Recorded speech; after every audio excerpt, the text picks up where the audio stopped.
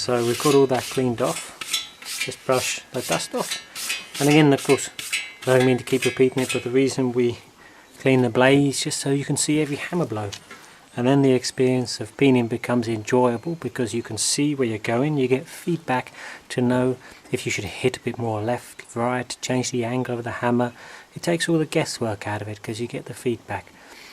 I figure a lot of people, they do stuff with their eyes closed, so I just equate this in our courses to not being blindfolded. So now we're just going to do 2 rows. So I'm going to start a little way away from the, this is how I do it, a little way away from the tip, the beard of the blade, and we're going to do 1 row just away from the edge, about that far.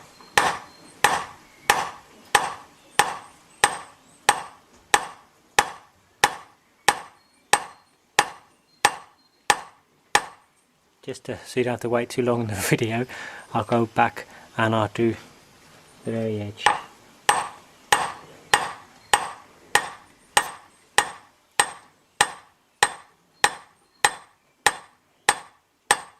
And I'm going to do that across the whole blade now.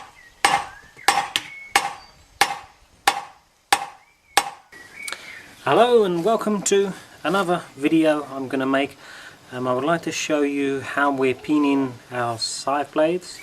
Here I have an 85 which I'm pre-peening to sell to somebody, because we sell a lot of our blades, almost all of them, pre-peened by hand. Really wanting to be able to show how it can be done by hand. Of course we could sell them factory machine for the same price.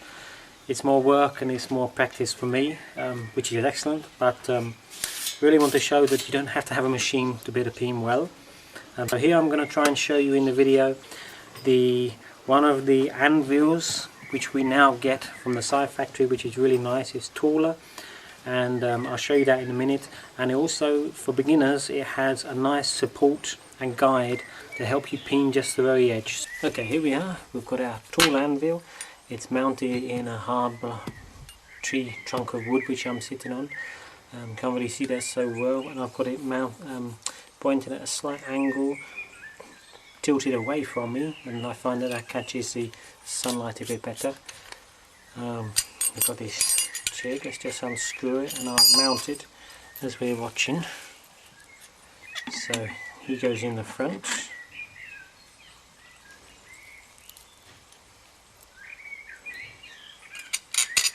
This is a guide piece at the back.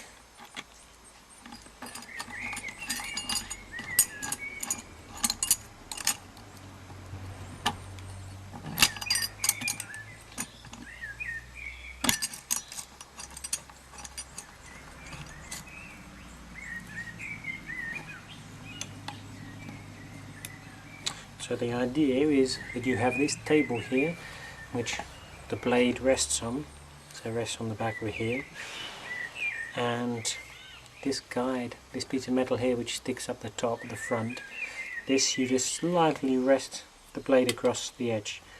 So basically all you need to do is to run the blade across there, and it supports the edge. And these metal guides here hold it right in the middle. I really don't use this, so I don't have much practice, but I'm going to try and see how it works and try to show you on a video. So first of all, before I zoom in, I'll just try it.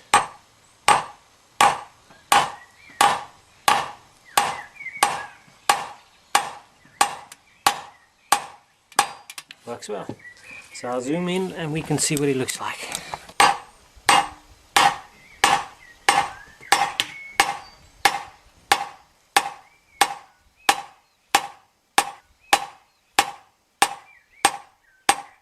There we go.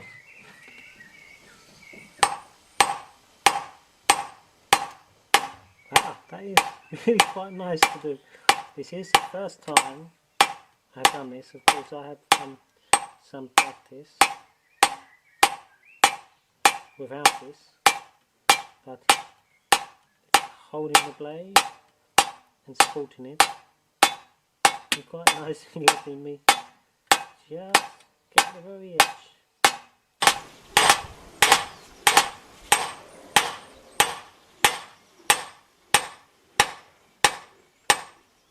I have head protection.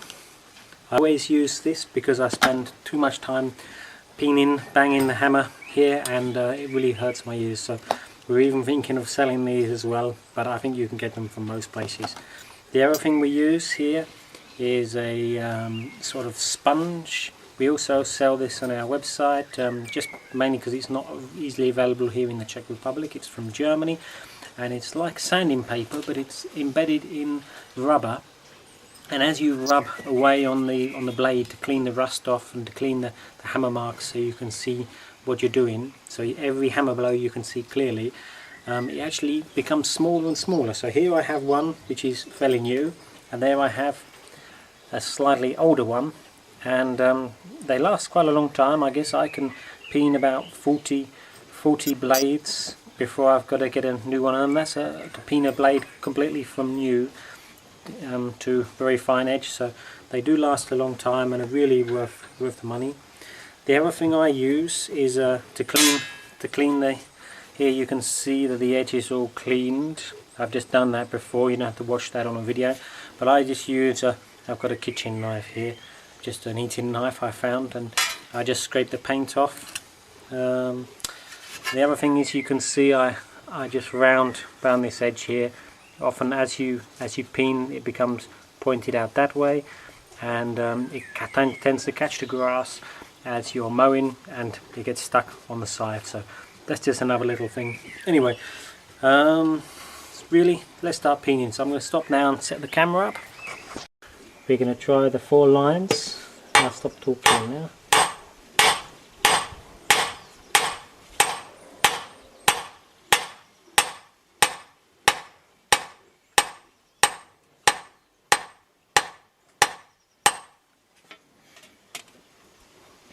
Really just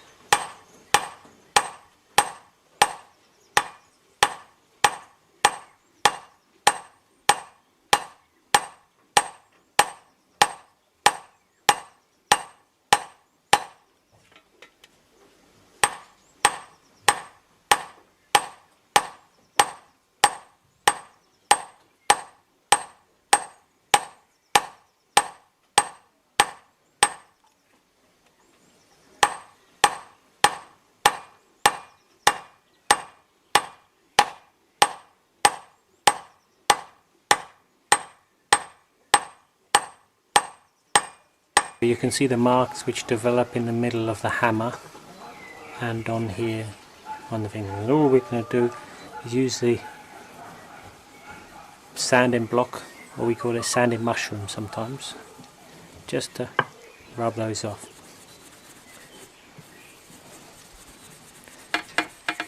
So I'm looking in the camera at the same time as I do this to make sure you can see it okay. There you go. And flick the dust off, and you should be able to see that's what we've peened so far. Of course, we've done quite a bit of the blade now, and we're just going to start at the very end now. See, I'm very zoomed in. It's a long blade, an 85, but we're going to start from the tip. See if we can do a long line from the edge.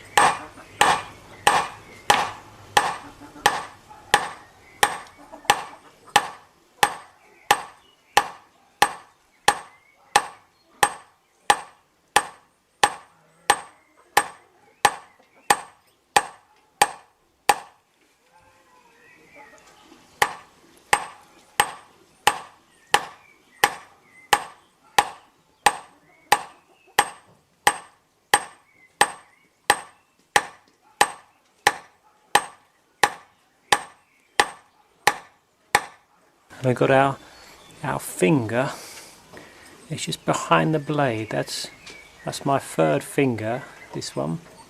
Well, the second finger, that's a farm finger, another one. And it's just behind the blade, underneath the blade, and then I use it just to push against the peening anvil, and that helps me hold it against the edge. Without the finger, every time you hammer it, it wobbles around and you don't get much accuracy. So this is how we're going to do it. Let's see if we can continue. Just find out where we were. There we go. And off we go.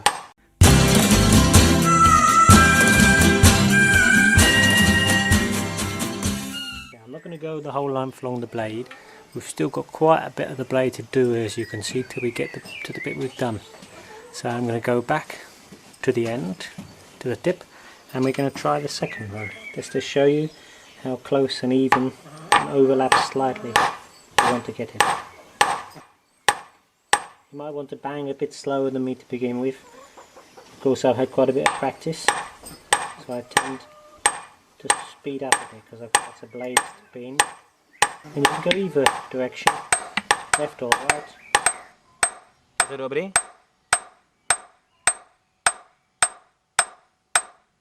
Vidíš něco? Vidím, je to tam vidět, jak se to naklepává. Ano. Já myslím, je to výborný, no. Ano. Je to důležitý, protože lidi rozumí, nebo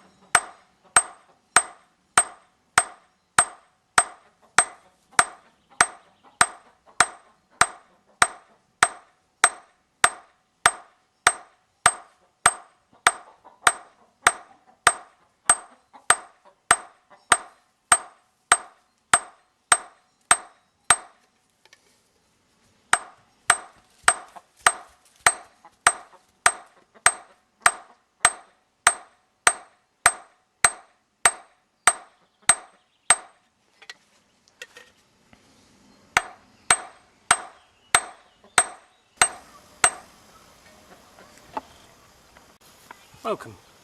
Today I'm just going to show you briefly how to use the peening jig that we sell online to peen your blade so you're ready to mow.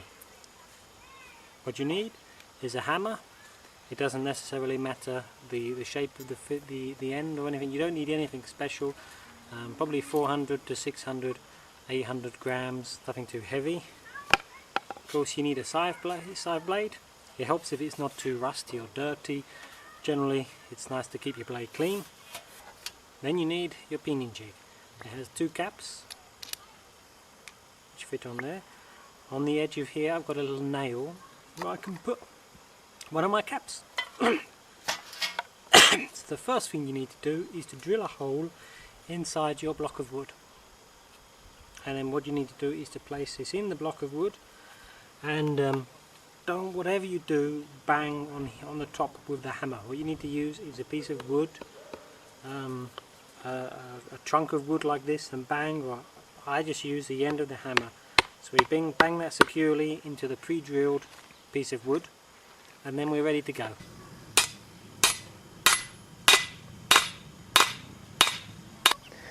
As you can see, I've just made a very simple little stool with two legs at the back and a large stump at the front. You can see there's a little nail on the side where you can mount one of the caps. Very simple, you can do it yourself. Okay, now how to hold the scythe blade. First let's remove that cap so it's out the way. We want to hold the scythe blade like this, with the blade pointing towards us, and in this way, when we hold it on top of here, you can clearly see if both sides are level. Okay, that it's not this way and it's not that way. And we want to hold the blade straight and level and consistently. We'll use our two knees either side to rest, and that's why it's important to get the height of the stool and the block here just right for your height. So if you're a bit shorter than me, you might need to cut the legs off and a little bit off here, or put some pieces of wood under your feet. If you're a bit taller, you might need longer legs and a longer block here, or to remove something from the bottom of your legs. The other thing to quickly mention is there are actually two caps, two different caps. This one is the one you'll use first, it has one line. This has two lines, you'll use that second. The one with one line, it takes a larger, if I can call it a larger bite out of the blade. It bites further from the edge, whereas one with two is what you use secondly, and that just does, it changes the shape of the very edge of the blade. So simply put it on top of there. Of course we want to keep this metal here and the caps free from rust, and we want to store them out of the rainy area. You know, just like our scythe blade, look after the quality things that we've bought, and they'll look after us. So with our number one cap on, we place it underneath here. We make sure that the blade is level, and so what we need to do when we're holding the blade, we hold it so that the blade is towards us, as I've mentioned already. So, and the reason is because we can see if both of these sides are level, and we don't want to have it too high on one side or too high on the other side, or we don't want to have it rocking like that forwards, or we don't want to have it too much tipping up, because otherwise we're going to bend and deform the edge so that it curls up like that, which isn't good.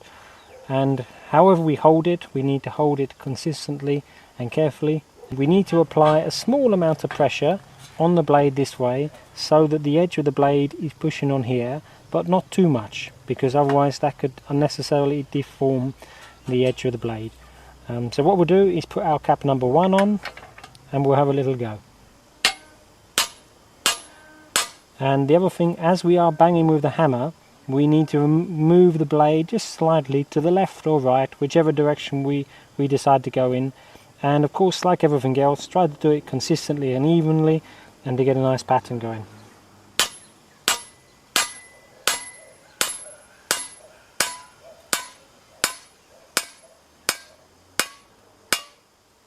And you can probably see just here, if you're zoomed in, you can just see the deformation which is occurring thanks to this blade here. So you should be able to see that. We do that down the whole length of the blade, and once we think we're finished with cap number one, we change it over, and we can start and repeat the process with the cap which is marked with two lines on it. So we just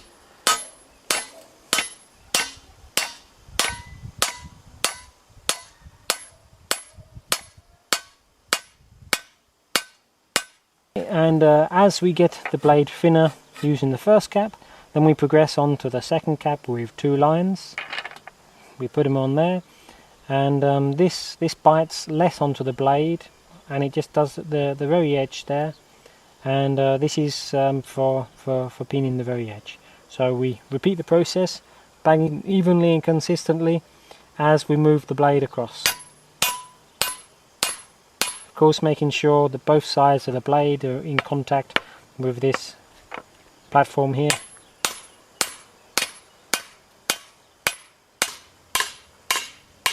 So here you can see I'm using my left knee to support this end of the blade, and as I get to this side I'll use my right knee to support the edge of the blade, all the time making sure that the left and right side of the blade are balanced on this desk. Just carry on a bit more. You might notice that instead of sliding the blade across my trouser leg and potentially cutting my trouser leg, I'm actually moving my knee with the blade. Okay, and then when you've moved so far and your leg can't go any further, simply reposition it, and then you can go a bit further. That means you can peen in your nice trousers. These aren't so clean and tidy, but you don't have to damage your clothes any further, or cut your legs if you've got shorts on.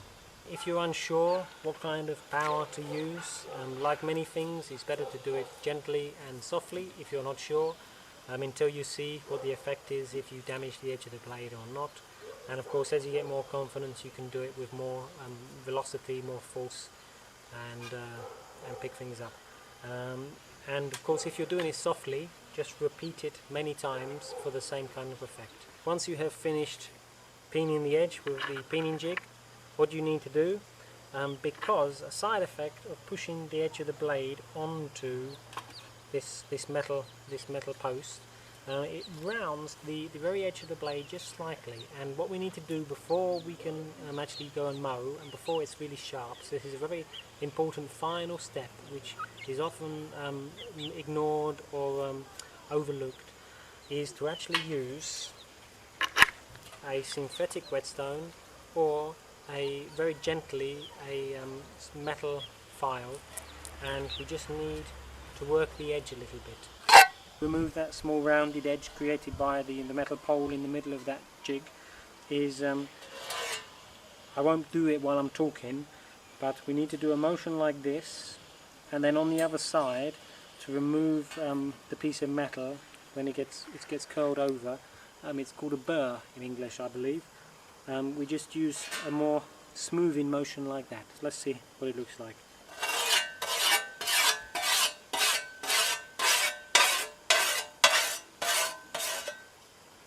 And then just to remove the burr on the other side.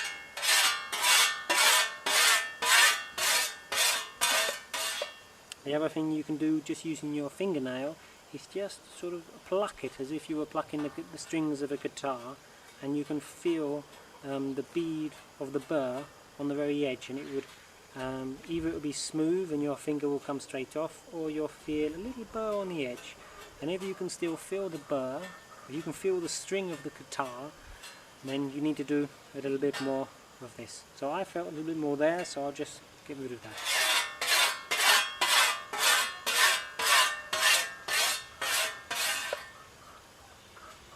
Yep, that's much better. The other thing is you need to make sure whenever you're using the whetstone, it's a whetstone, it should be wet. Thank you very much. I hope that has given you a heads up on how to use your new peening jig. Either you bought it from us or you're thinking about buying it from us. I wish you luck in your endeavours with mowing. Just a reminder, if you look after your equipment, keep it in the warm and dry. Well, it doesn't have to be warm, but keep it dry and look after it, and it will look after you. So thank you very much for joining us, and goodbye. I thought I'd just video this scythe blade. I don't know if it will show up on the video. It's for a customer who bought scythes from us and has asked me to repeen them. As you can see, I've just done this little part at the end, but I thought it was interesting because, not wanting to criticise them, they've obviously tried to peen it, but not in such an even way, and I'm just interested to see how, if I try to peen this consistently now, and if I can straighten out these kinds of things. It hasn't actually, see here if it's made it wavy at all, possibly a little bit, but I'm just interested because you really can feel these indentations here, and you can see I try to clean the rust and stuff from the very edge, but some of the dirt, or rather mostly the dirt from the not wiping it after cutting, and it has actually got caught down some of these divots, so they're quite large sort of divots from the hammer, and I just wonder if I were to straighten that out and make it smooth and beautiful again. So here's a before video, and when I finish peening it I'll do an after video. It's just another addition.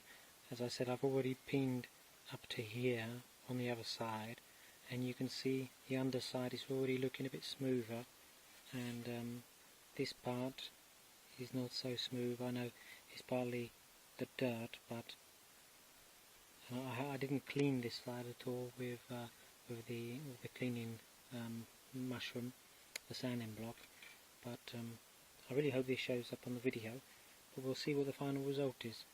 I had to, with this one scythe blade, I had to file away a little bit of damage from the edge, but yes, we'll see if this looks interesting as a before and after. So again, I'll come back once I have finished peening it and we'll see what it looks like. Here we are again. I just finished doing 4 lines, and I think you can see that I've been able to clean the edge up much more this time. I rub it with the sanding block. It's a little bit shinier now, and I've got into some of the dirt because I think it's flattened it out a bit more. So I'll probably do 4 lines twice more, or at least once more, and then go on to 3 lines, and then just doing 2 lines for quite a bit longer because it was really quite thick.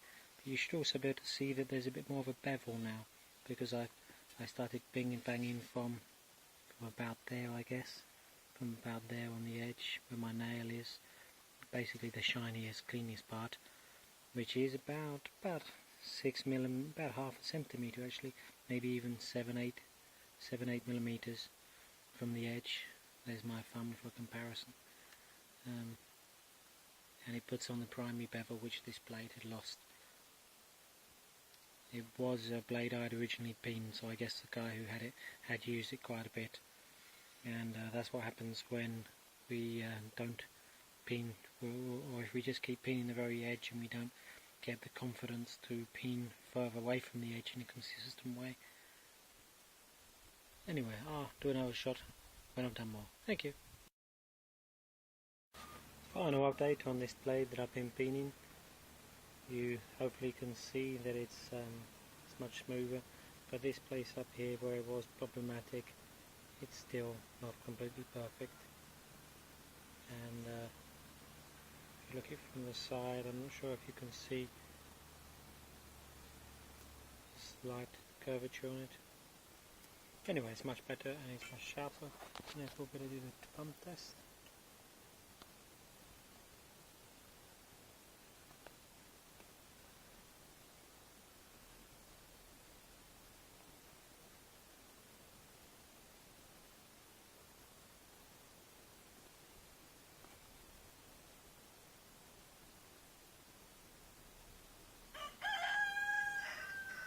There you go. Thank you very much.